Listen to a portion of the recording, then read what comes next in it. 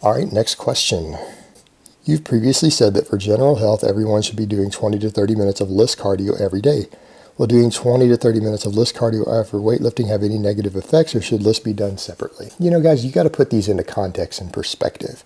Most of you are not top-level competitive athletes. You're not out there trying to compete in powerlifting at the world level. You're not trying to win bodybuilding shows or earn a pro card in bodybuilding.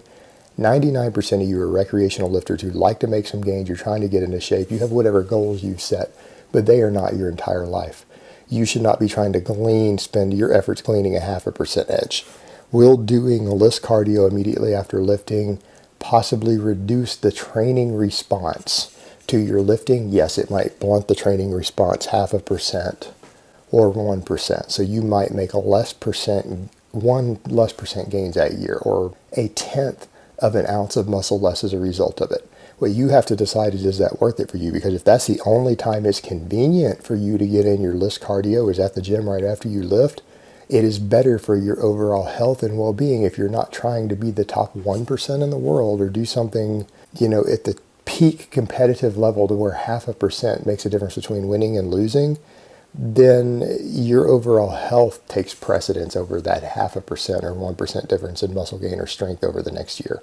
So if that's the only time it's convenient for you to get that cardio in, then yes, absolutely do it after training and don't worry about it. You're going to be better in the long run. It's not going to make or break your training in any way.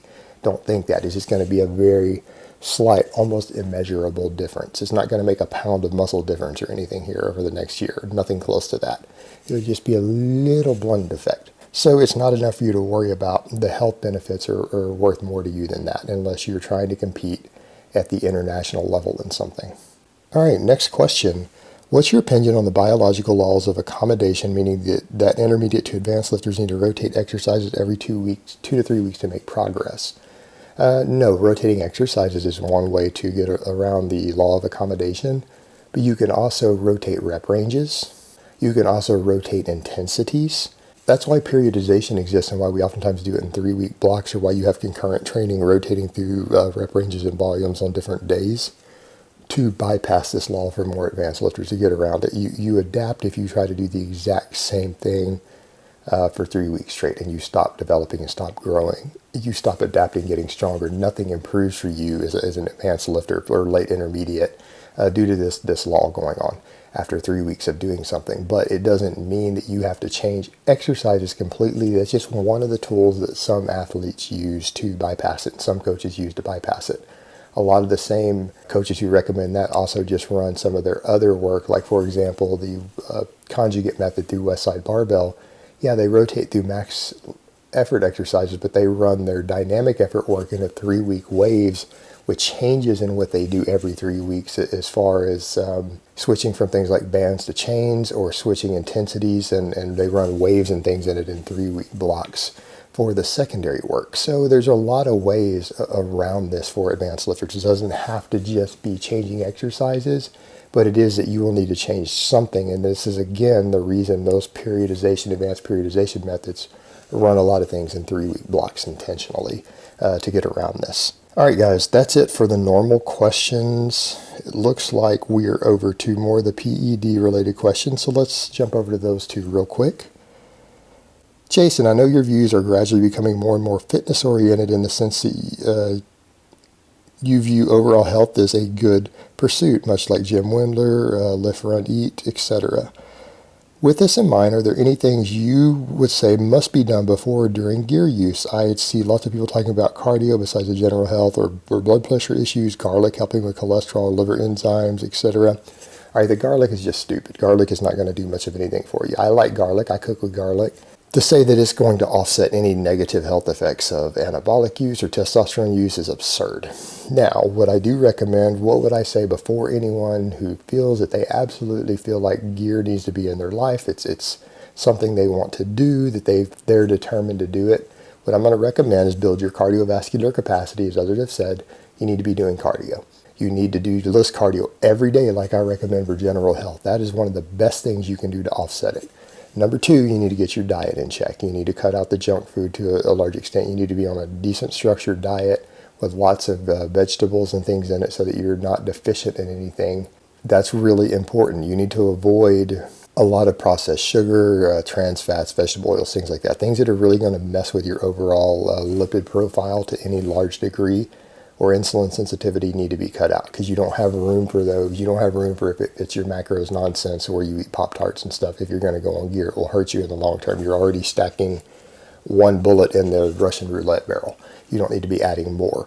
And then the third thing I'm going to recommend that you do is go see your doctor, get a full coronary workup. You need to make sure that you're in good cardiovascular health and that your cardiovascular system and your coronary health is okay. Because again, people who do these things, who have major heart issues going on or some defect that they aren't aware of, are really, really stacking the odds against themselves if they go jump on any gear. So I'm not advocating people go do anything illegal here, but if you're dead set on doing this, you need to look after your health. You need to go consult a doctor. You need a full coronary workup, and you need to make sure that your cardiovascular health is on point. That is the best possible thing you could do before that. And if you're not willing to do those things, then you really have no business messing with the stuff. All right, next question. For the competitive thrower with cracking joints, not injured, but from chronic use in the elbow and shoulder, would it be helpful to use nandralone in the off-season for its healing effects? It would, but I have really, really bad news for you, brother. This is one of the reasons that I think drug testing in sports is stupid and needs to go away, is that, again, the nandralone is one of the very reasons I believe that. Quite simply, nandralone is amazing for what you described. It is an amazing joint lubrication and joint healing anabolic that many, many athletes would benefit from tremendously in their overall health and well-being and fitness and recovery from all their training over the years and being beat up on the field. It would help them massively. However, you cannot mask it on a drug test. So nandralone, probably the number one anabolic out there for this. If you take it, you will get popped on your drug test. You will be popped on urine many, many months after you come off the first urine test that you take. The odds that you're going to get popped for the nandralone, even 6 or 7 months after you come off, you're going to come up positive for it on the urine test. You're going to get kicked out of your sport. So if you're any sort of, the sport you just listed, you're a tested athlete. There's simply no way for you to mask this drug. If you take it, you're going to get popped on the drug test, unfortunately. So bad news for you there, brother. Do not take it and think that you're going to be able to mask it a few months later, because you won't be able to. There's no way to mask nandralone. All right, next question is going to be kind of a political and firearm related question. What I'm going to do for you guys, I'm going to annotate a video for my firearm channel, because a lot of you are Europeans, you're not Americans, you don't understand our mindset. So without a context of why Americans have this mindset, or guys like me believe these things, it's not going to make any sense to you, and you're going to say, oh, they're just crazy gun nuts, or they love guns. I made a whole video answering this on my other channel. Watch it if you want to have some context and learn a little bit of cultural diversity and why we feel this way fundamentally. But let me get to the question. What are your thoughts on not being allowed to be armed in bars, restaurants, gyms, etc.? Surely you should have the right to be protected indoors as well as out on the streets.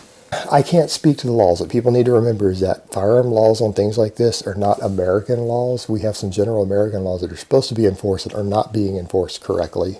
But all 50 states have individual laws on this. I don't know what the laws are in your state. I know that in my state, Texas, bars are off limits, but restaurants, grocery stores, everything else are fair game. They have to put up certain signs for it to be illegal for you to bring in there. And if they don't put those signs up, it's perfectly legal for you to walk in with your weapon. They can't legally say anything about it. In fact, if they don't put up the sign and they ask you to leave and you suspect it's because of your weapon, they have to pay the state a $10,000 fine for not putting up the right signs. But bars are off limits. However, here's my view on it, and I don't want to advocate anyone else do anything illegal. This is my personal philosophy. Our right to keep and bear arms is supposed to be absolute in America. No one is supposed to have the right to tell you where you can and can't carry. Me personally, I don't care what the rules are. I have my CHL. I carry anywhere and everywhere I want to. And my viewpoint is, if I have it concealed and it's concealed well enough, no one knows that I'm carrying. No one knows what building I entered into. No one knows where I went with my weapon if they don't see it or see printing or something going on to where they can determine that I'm armed. And because of that, if you go through a no-gun zone, or someplace to where there is a sign that you're not supposed to carry your weapon in, you damn well better not pull it out or display it or let anyone know that you have it unless it is a true life and death situation. And here's the point I would make. If you're in a true life and death situation to where you need to use your weapon, would you rather go to jail? Would you rather go to trial? Or would you rather be dead? It's a very simple question. I would much rather be alive and be fighting in court than I would be to be dead and buried in the ground. Or as many police officers always say, it's better to be judged by 12 than carried by 6.